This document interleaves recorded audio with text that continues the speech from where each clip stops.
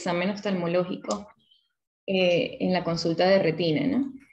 Sabemos que es nuestro día a día, sin embargo, pienso que no está de más recordar la importancia que tiene un detallado y acucioso examen oftalmológico y que de ello va a depender el correcto diagnóstico y manejo final del paciente que nos consulta.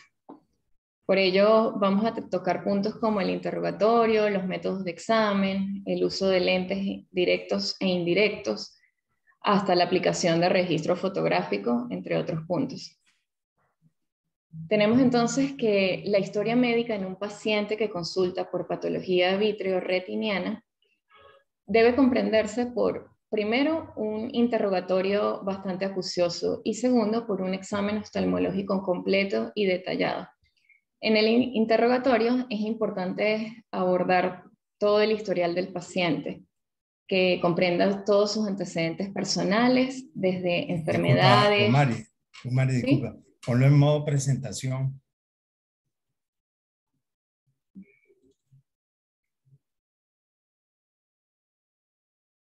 Y aquí lo tengo en presentación. ¿Me pueden oír? Sí. Sí, doctora. Hola, ¿cómo están? Hola, estamos empezando. Sí, acabo de lograr comunicarme, buenísimo. Ok. Ok. ¿Pueden ver la pantalla completa? Gracias. No está en modo presentación. O tengo que hacer yo algo aquí.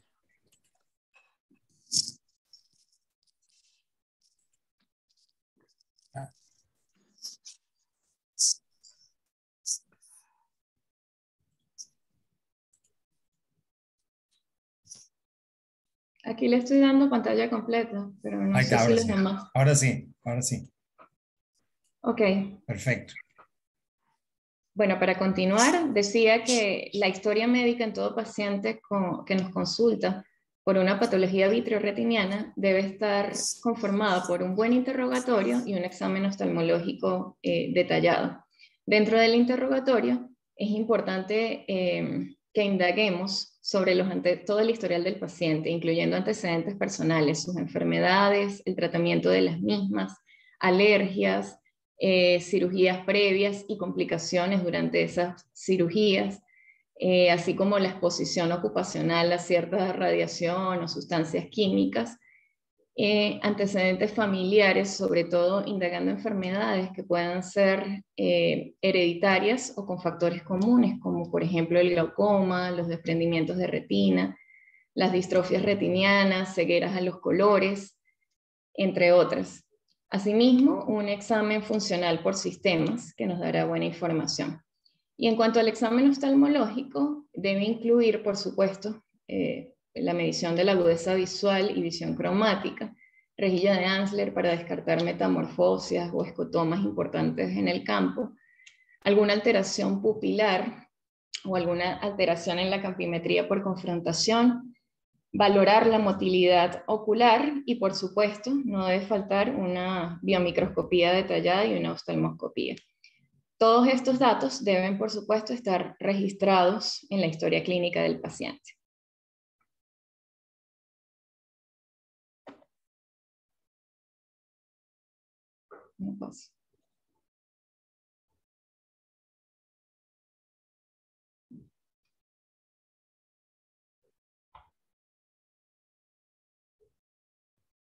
Ok.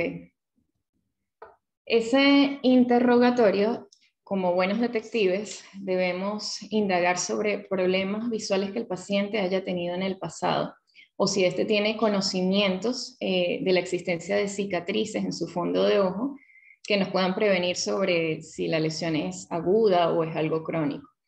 Asimismo, el uso de medicamentos que puedan tener efectos nocivos oculares, por ejemplo, como los esteroides, que están relacionados, como bien sabemos, con glaucoma y catarata, anticonceptivos orales con enfermedades trombóticas vasculares, y papiledema por hipertensión endocraniana idiopática, hemorragias si el paciente consume periódicamente anticoagulantes, entre otros.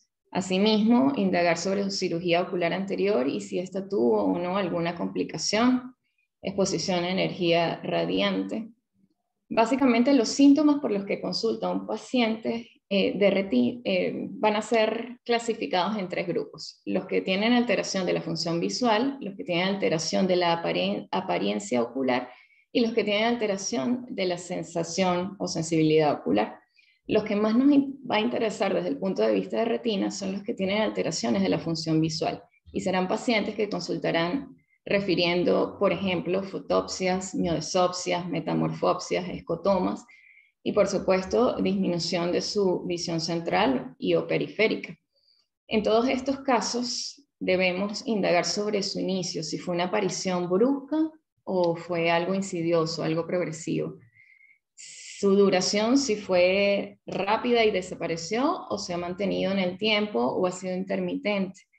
La localización, si el paciente es capaz de localizarlo en una parte del campo visual y cómo o en qué grado lo estadifica él, si le parece leve, moderado o severo.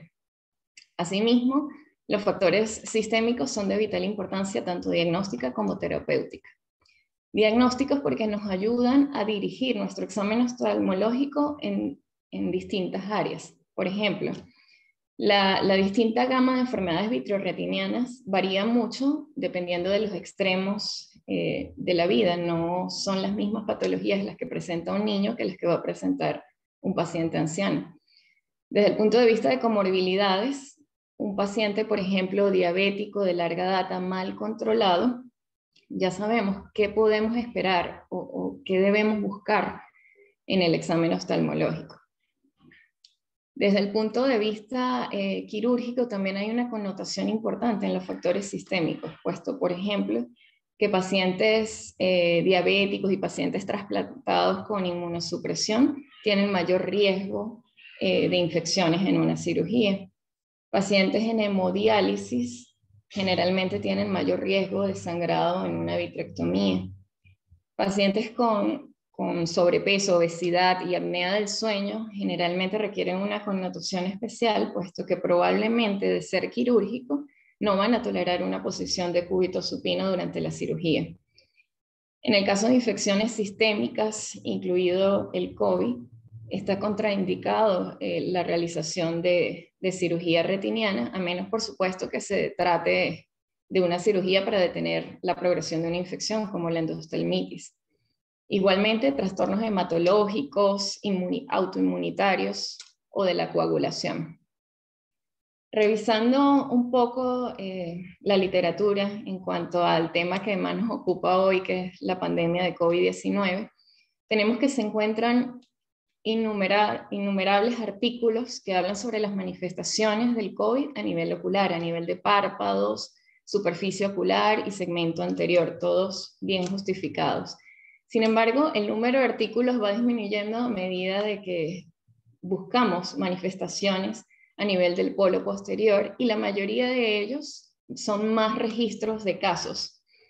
Sin embargo, todos concuerdan que la principal manifestación del COVID-19 a nivel del polo posterior o retina se debe a la microangiopatía tromboinflamatoria, que se va a expresar como exudados algodonosos, hemorragias retinianas, que pueden verse enfermedades más graves como la oclusión de vena central de la retina o inclusive oclusión de la arteria central de la retina, que pueden presentarse de 1 a 6 semanas posterior al evento del COVID. Sin embargo, pues falta mucho camino todavía por investigar, por estudiar, por hacer estudios retrospectivos que nos puedan asegurar esto con más hincapié. Igual el riesgo en la cirugía y posibles complicaciones de cirugías hechas después de que los pacientes hayan presentado COVID. De manera tal que, bueno, iniciamos nuestro examen oftalmológico con la prueba de la función visual. Es de vital importancia una medición correcta, que de hecho si puede ser corroborada por otro clínico, mucho mejor. Es importante en un paciente de retina que generalmente acude con baja visión, medir su capacidad de proyectar la luz, porque esto nos va a hablar sobre, por ejemplo, un desprendimiento de retina reciente puede ser capaz de proyectarla. La percepción del color va a estar alterada, por ejemplo, en pacientes con hemovitrio. Sin embargo, es de buen pronóstico en un paciente con desprendimiento de retina de poco tiempo de evolución. Nos habla de que la mácula todavía está funcionando adecuadamente. Pruebas en ópticas vascular, que si bien no se hace rutinario, sí puede ser de gran ayuda. Lo importante es que todas estas pruebas, al ser subjetivas y al ser hechas en un paciente con baja agudeza visual, requieren estímulos que sean aleatorios, con múltiples repeticiones, y estando seguros de que el ojo contralateral está cubierto totalmente. Muchas veces los medios opacos densos van a requerir una luz de prueba más brillante, de 7.5 voltios del oftalmoscopio, y tener en cuenta que pacientes que desde un inicio están en no percepción de luz no deben someterse a cirugía retiniana. Es importante evaluar la sensibilidad al contraste, pues esto afecta la calidad de vida del paciente. Muchas veces es más importante incluso que la agudeza visual que éste pueda llegar. La rejilla de Ansler nos va a dar evidencias de metamorfopsias o escotomas que el paciente pueda percibir para valorar más que todo la función macular. Y la proyección y pruebas de campo, que es igualmente útil. Es importante buscar anomalías pupilares. Dentro de ellas, el principal signo semiológico, el defecto pupilar aferente relativo, que si bien va a estar presente puede estar presente en una lista grande de patologías, las que más nos interesan son el glaucoma, el desprendimiento de retina, neuropatía óptica isquémica o traumatismo del nervio óptico. Esta puede estar presente en diferentes grados, según la graduación semicontractiva de Evanhandes y la maniobra de Levantine. En cuanto a la biomicroscopía, debemos indagar o examinar, comprobar la transparencia de los medios oculares. Pacientes con córneas gutatas, erosiones epiteliales, nos hablan sobre posible edema corneal postoperatorio de tener que ser llevado a cirugía. Igualmente, la presencia de una catarata que impida la visualización correcta en una vitrectomía va a acarrear problemas y va a ser necesaria la lensectomía, sobre todo en cataratas subcapsulares posteriores, que también se ha demostrado que empeoran después de una vitrectomía. Debemos descartar la presencia de rubiosis iridis o una neovascularización activa mediante la biomicroscopía. Y podemos también apreciar en muchos casos la separación del vítreo posterior simplemente a través de la biomicroscopía. En cuanto a la presión intraocular, puede ser tomada con el tonómetro de aplanación o con el tonopen. Sin embargo, el tonopen resulta más específico en córneas que son irregulares. Ante hallazgos como hipotonía, podemos darnos a una idea de que los desprendimientos de retina, que generalmente son reparables, cursan con hipotonía. Hipotonía no es signo o no es igual a tisis, más bien la tisis conlleva a hipotonía, por lo que suele ser un signo bastante subestimado, por así decirlo. En cuanto a pacientes que consigamos una presión intraocular elevada, van a ser pacientes que probablemente tengan un glaucoma o una comorbilidad del tipo glaucoma asociada. Y pacientes con glaucoma no deben ser llevados para hacer CLASMA, entre otras consideraciones. En cuanto a la oftalmoscopía directa, tenemos que, como muy bien lo explicaba el doctor Musi, nos va a proporcionar una imagen vertical, monocular, no invertida, de gran aumento, 15x, con un campo de visión bastante reducido, solo de 5 a 8 grados, por lo que la periferia va a ser bastante deficiente. Y va a haber una falta de estereopsis que debe compensarse con el movimiento del examinador. Si bien no lo hacemos de rutina, puesto que la oftalmoscopía indirecta supera el campo de visión de esta, sí es importante tenerla en cuenta. Igualmente, si se requieren examinar retina, el disco de Records debe estar en 0 y adaptarse según la ametropía que se tenga. Si queremos examinar estructuras anteriores a la retina, basta en un paciente amétrope poner el disco de Records en +8 si queremos ver vitrio, o en +16 si queremos examinar el cristalino, o en +20 si queremos examinar la conjuntiva. ¿Qué buscamos? Buscamos evaluar las características del disco óptico, los vasos retinianos, el sistema arteriolar y venular, los cruces arteriovenulares, que van a verse con gran aumento, la mácula, por supuesto, y la indemnidad de la capa de fibras nerviosas, pudiendo hallar hallazgos patológicos como hemorragias, que vamos a visualizar diferente dependiendo de la ubicación concreta en la que esté esa hemorragia, exudados que pueden ser blandos o duros, drúsenes, fibras ópticas mielinizadas, fibroproliferación, cicatrices de retinocoroiditis, vasos ocluidos, edema del disco, entre otros hallazgos patológicos. Pasando a la oftalmoscopía indirecta, tenemos que la principal ventaja sobre la directa es que nos permite la estereopsis y que el campo de visión va a ser mucho más amplio dependiendo de la lente condensadora que estemos utilizando. Esas lentes son asféricas y nos van a proporcionar una imagen aérea plana e invertida entre el lente y el oftalmoscopio, con menor aumento, y podemos hacerla bien sea con oftalmoscopio binocular indirecto o bien sea a través de la lámpara de hendidura. La oftalmoscopía binocular indirecta amerita una pupila dilatada, idealmente con un consultorio poco iluminado y una configuración brillante del mismo en la mayoría de los casos. La evaluación debe ser sistemática y ordenada, empezar en un meridiano y terminar en el mismo. Ir memorizando cada uno de los hallazgos encontrados en cada uno de los cuadrantes o regiones horarias de la retina. El paciente siempre va a mirar en la dirección de la retina que queramos evaluar.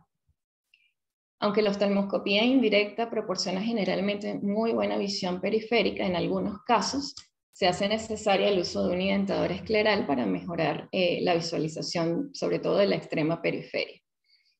Y las lentes condensadoras que utilicemos van a depender de la necesidad que tengamos en el momento de la exploración. En cuanto al fondo de ojo con lámpara de hendidura, podemos hacer hincapié en la valoración del vitrio, su transparencia, si hay infiltrados o no de células, y cómo es su movimiento en conjunto con los movimientos sacádicos del ojo. Las fuerzas, por supuesto, de tracción sobre la retina. Si tenemos medios turbios como leucomas corneales o cataratas, pues va a disminuir su valor. Vamos a tener una imagen invertida igualmente y el campo de visión va a ser de 80 a 100 grados dependiendo de la lente. Generalmente utilizamos lentes de 78 y 90 dioptrías o lentes de contacto de Goldman. La principal diferencia entre oftalmoscopía directa e indirecta, tenemos que en la directa la imagen va a ser real y en la indirecta invertida. La directa es monocular y la indirecta es binocular, por tanto mejora la estereopsis. En la directa tenemos una gran amplificación a costa de una disminución del campo de visión, mientras que en la indirecta tenemos una menor amplificación, aunque bastante considerable, y un aumento del campo de visión. La fuente de luz de examinación es más brillante y va a permitir una mejor visualización cuando hay medios opacos en el paciente. En cuanto a los lentes para oftalmoscopía, tenemos que hay una gran variedad, una gran gama en el mercado, digitales y convencionales.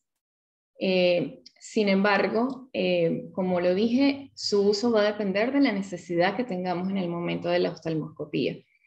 Para nombrar alguno de ellos, tenemos la lente digital Clearmac, que logra una amplificación de 3.89 de aumento y un campo de visión de 49 grados, que es excelente para valoración de polo posterior y que por ser digital trae implícitas ciertas ventajas como antirreflejo, mejora el foco, entre otras. Tenemos también el lente panretinal, que tiene un menor aumento de 2.68, pero mejora el campo de visión a 73 grados. Generalmente utilizamos el lente de 20 dioptrías, que logra una amplificación bastante aceptable de 3.13 y un campo de visión de 60 grados, que nos permite una buena valoración de la retina periférica. El lente de 28, que nos da un poco más de extensión de campo visual, puede ser más útil en caso de pupilas pequeñas. En el caso de los lentes para oftalmoscopía en lámpara de hendidura, también tenemos una gran variedad que pueden ir desde el lente de Superfield, que nos proporciona una excelente visualización de polo posterior, ecuador y retina periférica, con un campo de visión de 116 grados y un aumento de 0.76. También tenemos el lente de Super Pupil XL, que proporciona un aumento de 0.45 con un gran campo de visión y que puede ser utilizado en pupilas mióticas. Asimismo, el lente de Goldman de 3 espejos, que nos permite visualizar polo posterior por su lente central y retina periferia cercana, periférica y extrema, lejana y extrema, a través de sus lentes periféricos. Aquí tenemos un resumen de los principales lentes que utilizamos con cada una de sus características. Vemos así entonces que el lente de 20 dioptrías, utilizado para la vitroscopía binocular, oftalmoscopía binocular indirecta, nos da muy buena campo visual y amplificación para valoración de periferia. ¿Qué buscamos en el fondo ocular? Hallazgos patológicos como hemorragias, exudados, fibroproliferación y hallazgos más específicos como desgarros, desprendimientos de retina, membranas epirretinianas, agujeros maculares, turbidez vítrea o retinopatías como tal. Sin embargo, para un cirujano vitreoretiniano debe hacer especial énfasis en la valoración de la interfaz vitreoretiniana. De modo tal que es imprescindible el conocimiento de la anatomía vitreoretiniana y de las fuerzas que actúan sobre la retina en un paciente cuyo síntoma por el que consulta probablemente amerite una vitrectomía. Es importante evaluar la tracción que pueda verse en los contornos de la retina y de haberlas hay que evaluar sus vectores de fuerza y de movimiento. No olvidemos la configuración anatómica del vítreo como red tridimensional con múltiples capas, ligamentos y cisterna que se mueve en bloque y que tiene una corteza firmemente adherida en ciertos puntos de la retina, como la base retiniana, el disco óptico, la mácula y los vasos retinianos. Puede estar adherido anormalmente a lesiones como neovascularización, cicatrices por fotocoagulación, trauma o inflamación previa. Es importante ver si estas adherencias están causando tracción o no sobre la retina. También debemos saber si existe o no separación del vítreo posterior, que tradicionalmente se define como la presencia de cavidades en el vítreo que al colapsar provocan la separación de la membrana hialoidea posterior de la membrana limitante interna de la retina. Esta separación del vítreo posterior puede verse en muchos pacientes como un anillo de Weiss, que representa no más que la separación de la adherencia alrededor del disco óptico. Cuando existe separación de vítreo posterior, generalmente va a adquirir una configuración cónica, esa hialoides posterior, al seguir o persistir adherida a la base vítrea. Es importante valorar su movimiento cuando se mueve el ojo del paciente. Ver si ese vértice de esa configuración cónica termina en ángulo agudo o truncado, porque de eso eso nos va a hablar de qué tan grande es la adherencia. Un ángulo agudo es una adherencia más pequeña, mientras que un ángulo truncado o ancho es una adherencia más grande. También debemos evaluar sitios de contracción vítrea, donde ha habido acortamiento de la superficie del vítreo en respuesta a procesos inflamatorios o degenerativos. Y por supuesto, la claridad vítrea, saber si hay vitreitis en sus diferentes grados o si hay hemorragia vítrea. En cuanto a la configuración retinal, como venía diciendo, no basta solo con diagnosticar un agujero o un desgarro retiniano. Es realmente imprescindible determinar las fuerzas que actúan sobre esa retina que están provocando ese desgarro. Sobre todo si es un paciente que va a ir posteriormente a cirugía retiniana. En los desprendimientos de retina, por ejemplo, de contorno convexo, que los vemos en esos desprendimientos de retina reumatógenos y exudativos, hay una pérdida del gradiente de la presión transretiniana. Esto no lo vemos, por ejemplo, en los desprendimientos de retina que son cóncavos o traccionales, en donde todavía persiste un gradiente de presión, pero hay tracciones que la están provocando. Todo esto es importante evaluarlo y describirlo. Algunos de los hallazgos que podemos encontrar, entonces, serían los drusen, exudados duros, exudados blandos, microaneurismas, desgarros retinianos, membranas epirretinianas, neovascularización o inclusive la presencia de cuerpos extraños intraoculares cuando se trata de traumatismos oculares. Lo importante de todos los hallazgos que encontremos es que definitivamente los registremos en la historia médica del paciente. Cuando no tenemos al alcance o a la mano un medio fotográfico para hacerlo con más precisión, no deja de tomar validez el dibujo o el boceto del fondo de ojo, que si bien se hace desde hace muchos años, pues nos sigue dando mucha utilidad para la ubicación, sobre todo de lesiones en la periferia de la retina.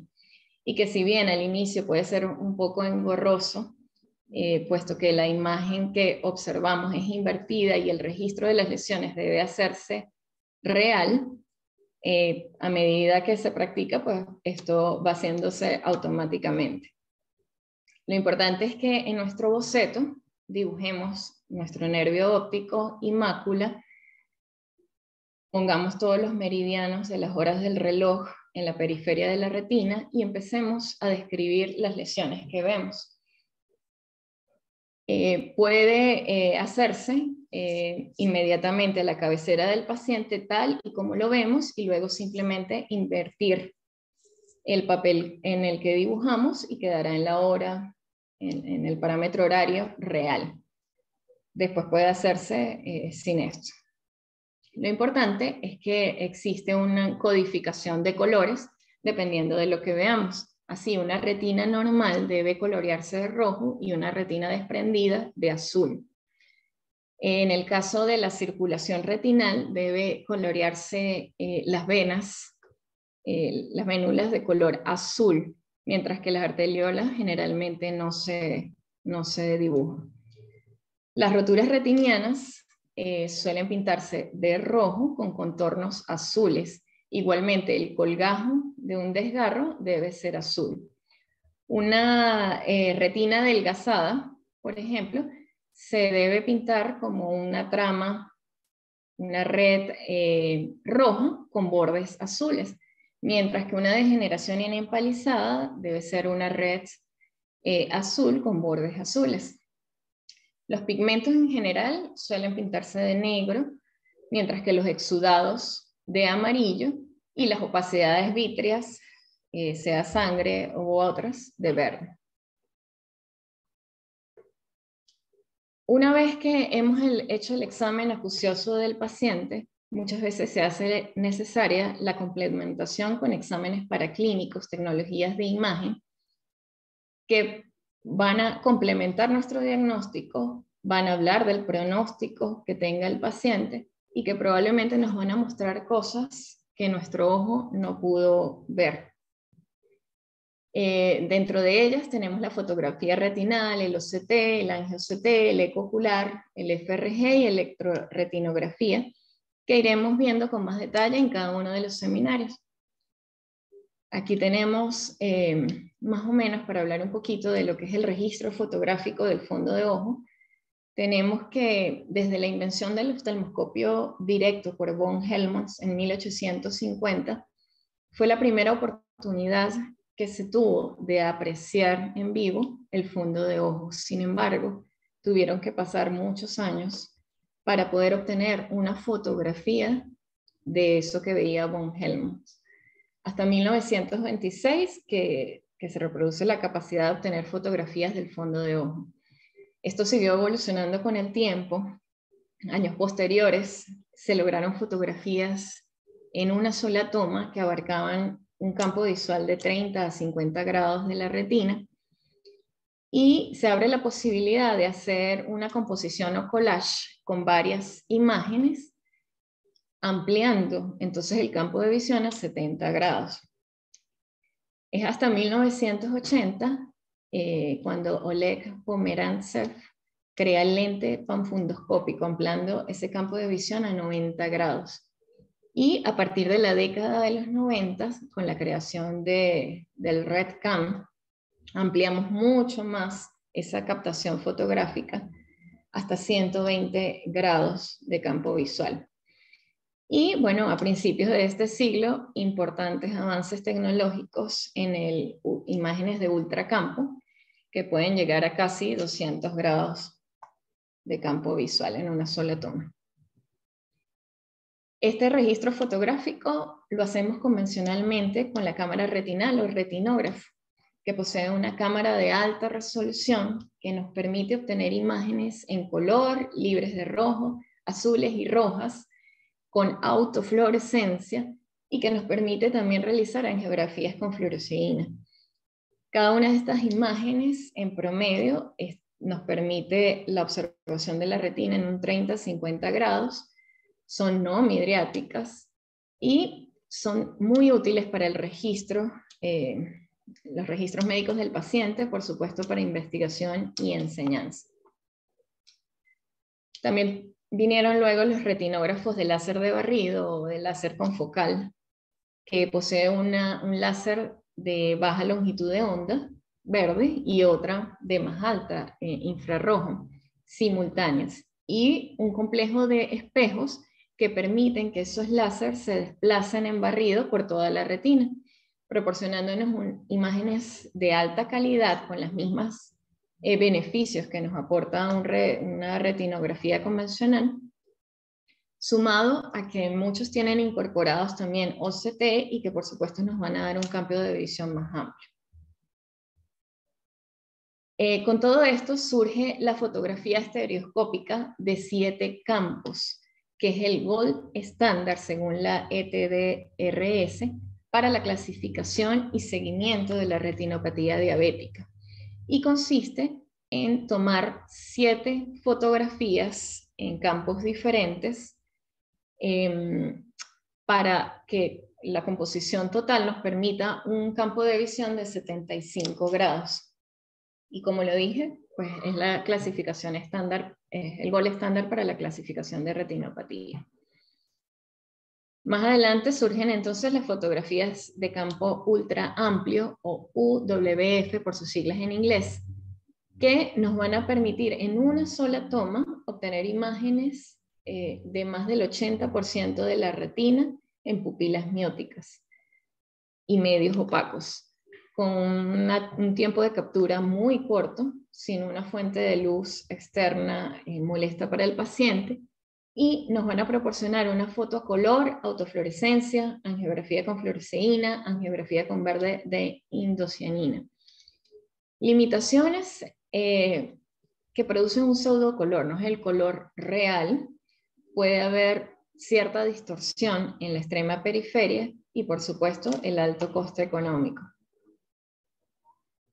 Las fotografías de ultracampo, de campo ultra amplio, puede realizarse con diferentes equipos, entre los que destacan el Panoret 1000 y el RedCam 3, que son instrumentos portátiles.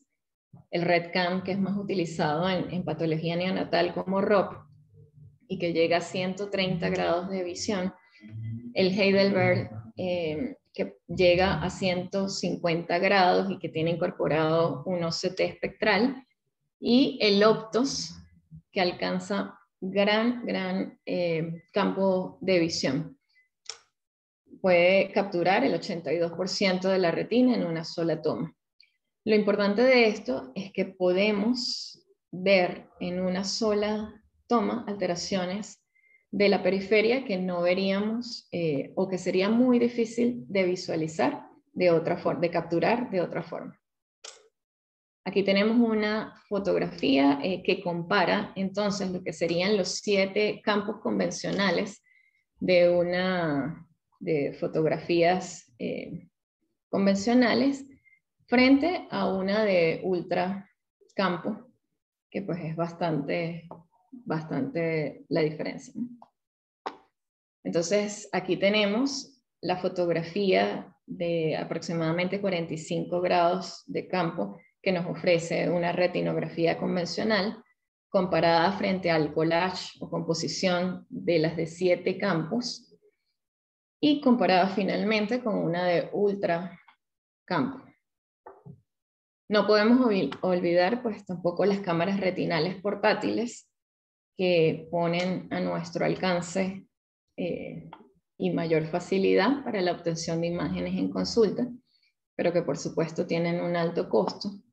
Equipos como el MicroRed sin interés comercial que nos proporcionan una buena visual tanto en oftalmoscopía con lámpara de hendidura como al momento de la cirugía, e incluso aplicaciones para teléfonos inteligentes como el ATEX, FilmProp, Mobi2Image y el Ullman Indirect, que requieren cierta curva de aprendizaje, pero que nos dan la posibilidad de tomas con bajo campo de visión, buena amplificación, pero de una forma rápida y económica.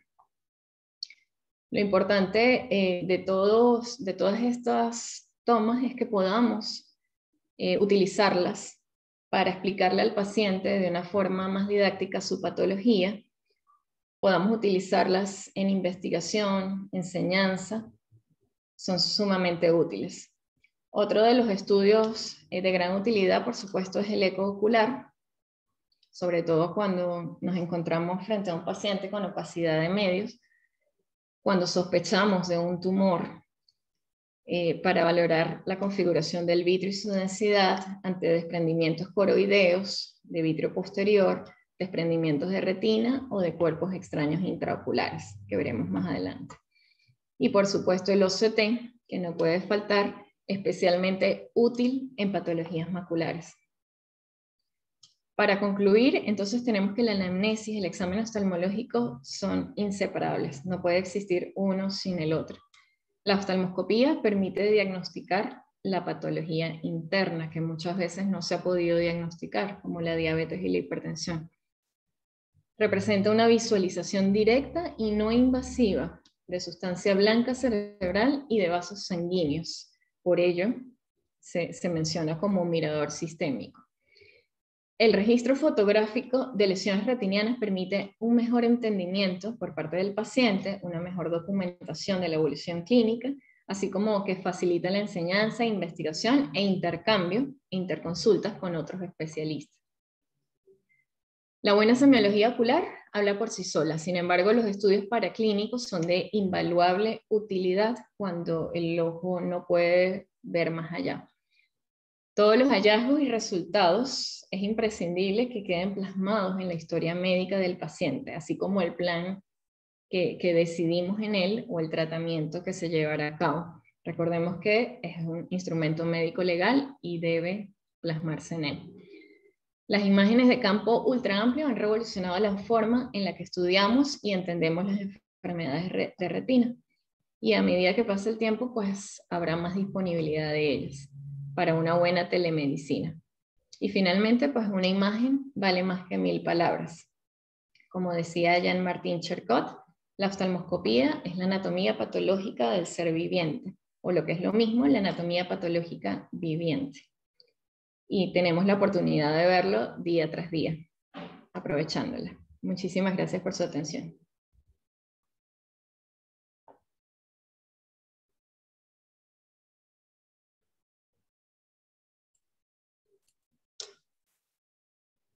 Excelente, Mario. Bueno, excelente. Para continuar con este ciclo de retina del IMOC, excelente exposición. Y lo que se ha mencionado aquí es el deber ser, ¿no? En un estudio oftalmológico completo, desde que entra el paciente, debemos fijarnos hasta cómo camina el paciente. Muchos datos, muchas cosas que nos van proporcionando datos para llegar al diagnóstico correcto. Hay algunos, bueno, no es el caso de los retinólogos, pero hay algunos oftalmólogos que no dilatan pupilas y hay muchas cosas que ver allá adentro. Entonces no se concibe pues un estudio oftalmológico completo sin la dilatación de la pupila. Es sumamente importante porque son muchas patologías que uno está dejando pasar y que pueden ser salvadoras a la hora del diagnóstico precoz. La anamnesis, como tú dices, es muy importante. Para nombrar unos ejemplos, llegó un paciente a mi consulta, un gran amigo, y me dice, mira Antonio, yo no estoy viendo bien, no estoy leyendo bien. Yo veo la letra, pero del lado derecho yo no veo bien. Y entonces, bueno, le examino. Yo pensaba que era un desprendimiento de retina. Y lo chequeo y digo, joven relativamente, tenía unos 40 y tantos años, o tiene 40 y tantos años, y me dice eso. Entonces yo lo examino y lo veo todo normal, tiene el ojo normal. Entonces yo digo, bueno, debe tener algo que yo no puedo ver a través de todo lo que tú nombraste ahora, ¿no? Y por no darle una OCT, la OCT sale normal. El resultado es que le hago un campo visual, tiene una hemianopsia y terminó en un tumor de hipófisis. Fue intervenido y ya solucionó el problema. Es un tumor de unos 3 centímetros en la hipófisis. También hay otro caso de un paciente que operó de catarata y después de la cirugía de catarata, un mes y medio después, me dice, mira Antonio, en las letras, cuando yo veo la película, las letras del título, yo lo veo como si tuviera un lomito, una cosita que se me deforma la imagen. Bueno, le vuelvo a hacer un fondo de ojo y ahora mejor porque antes tenía catarata y no le veía bien el fondo de ojo, la OCT previa, de ahí la importancia de hacer OCT previa a la cirugía. Estaba normal, se veía normal, bueno, entonces, pero cuando lo veo en la OCT postquirúrgica, ya un tiempo después de la cirugía, que no han pasado los 2 meses, veo que tiene un cambio de color en la mácula, pero muy pequeño. Le hago estudios de retina, OCT-FRG, me encuentro que existe pues una degeneración de mácula de comienzo y el individuo tiene 20/20 edición. Degeneración macular comenzandito y bueno, ya está en proceso, ya está administrándose los anti-VEGF. Pero lo que tú dices, que es el anamnesis, el interrogatorio, los antecedentes, y después un buen examen a través de todos estos equipos, nombraste mucho. Yo personalmente no hago oftalmoscopía directa. También acuérdense de la cercanía que se tiene que hacer cuando uno hace una oftalmoscopía directa y tenemos el tema del COVID, ¿no? Y además que estás entrando en un área muy cercana al paciente. Entonces hay métodos que reemplazan con bastante eficacia en lo que puede aportarnos una oftalmoscopía directa, como todo lo que contaste ahorita con los diferentes lentes para lámpara de hendidura y también con los lentes, y después si quieres más amplitud, más campo, entonces tienes los lentes de oftalmoscopía indirecta. Y a mí el preferido es el Panretina, el 2.2. Y ya si quiero ver un poquito más afuera, pero con menos aumento, tengo el 28. Y si quiero ver más el área macular, ya tengo un lente de 14 dioptrías para oftalmoscopía indirecta. Para lámpara de hendidura prefiero el 78 que el 90. El lente del Goldman es una buena alternativa, pero es de contacto, y eso es cuando quiero asegurarme de que de, de alguna lesión periférica, o cuando tengo un desgarro muy periférico que quiero ver si la fotocoagulación va a ser efectiva o tengo que llevarlo a crioterapia.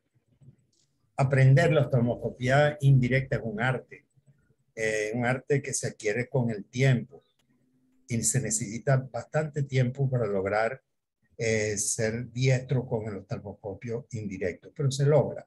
Y una vez que uno lo logra, parece mentira, uno llega y esa visión indirecta la convierte en directa a nivel cerebral. No sé si les pasa a ustedes, pero yo cuando vivo con oftalmoscopio indirecto, yo veo la imagen directa. Algo pasa dentro de mi mente que enderezo la imagen y la veo directa. No sé si a alguien más le pasa eso. Lo de la fotografía me parece excelente. ¿Por qué? Porque, número uno, documenta el caso. Número dos, sirve para docencia. Y también nos sigue para seguimiento de la patología. También facilita el examen, porque hay personas que es muy difícil examinarlo, mueven mucho el ojo, y una fotografía capta un momento que uno puede examinar después con mucho detalle. También una película en los niños, sobre todo en niños que con mucha dificultad los colocas en una lámpara de hendidura y quieres hacerle algo con un lente de esto, y le vas tomando una película y bueno, en algunas de esos momentos de la película puedes captar una imagen buena para hacer un estudio más preciso de lo que estás viendo allí. También muy importante la fotografía para informarle al paciente, porque la oftalmología, yo pienso que hay que explicar mucho. En la oftalmología, si una persona dice, mire, usted tiene cálculo en la vesícula y tiene que operarse vesícula, bueno, el paciente dice, bueno, sáqueme las piedras de la vesícula y ya. Pero si usted le dice a un paciente, mire, señor, usted tiene un desprendimiento de retina, o tiene una degeneración de la mácula, o tiene un desgarro en la retina, y me pregunté, ¿qué es eso? ¿Y dónde queda la retina? ¿Qué es la retina? Entonces, uno tiene que la degeneración macular, doctor. ¿Dónde queda eso? ¿Qué es lo que me está pasando dentro de mis ojos? Y uno tiene que tener una buena explicación. Y si tiene una fotografía y le enseñan la lesión, entonces el paciente logra más confianza en su médico. Además de que también esas imágenes que quedan allí pueden ser mostradas a otros colegas que estén cercanos o remotos también, y es donde tiene valor la telemedicina. Después, bueno, lo que nombraste tú de los otros exámenes complementarios, ultrasonido y la tomografía, para todo esto lleva a un diagnóstico exacto para someterlo también a un tratamiento adecuado. Vamos a ver si alguna otra persona quiere añadir algo. Doctora Gualdó.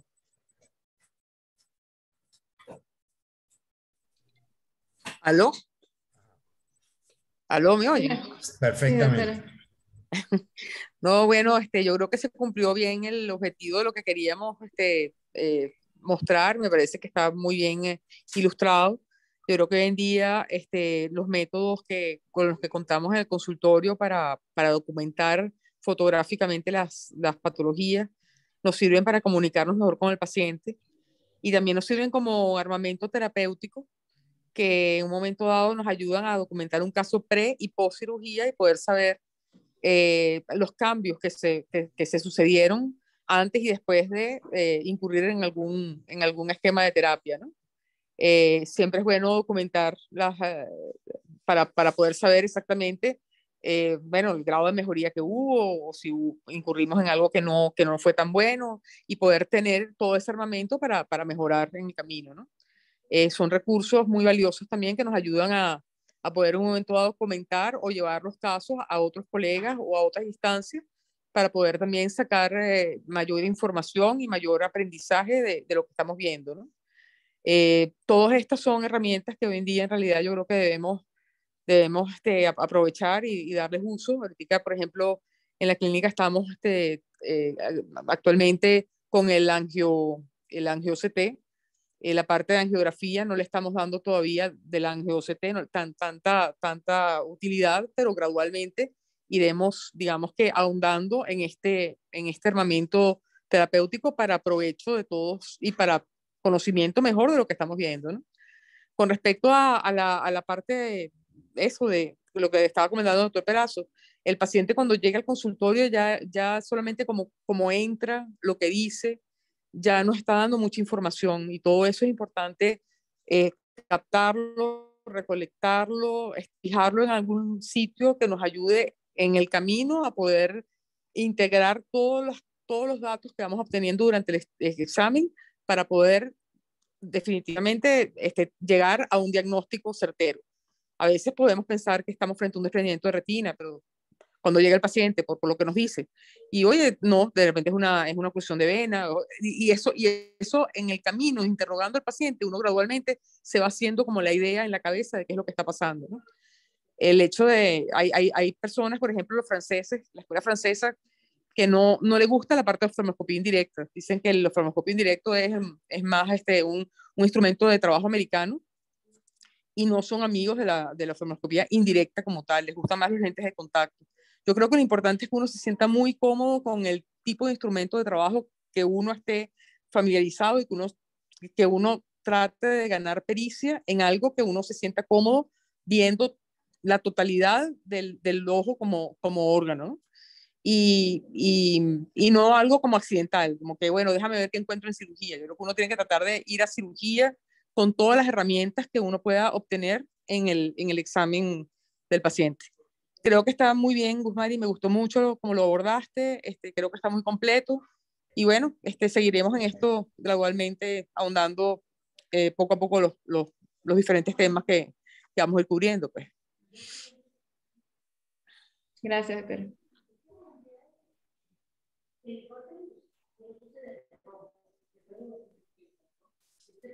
Bueno, ¿quiere añadir alguna otra cosa? Puede hacerlo.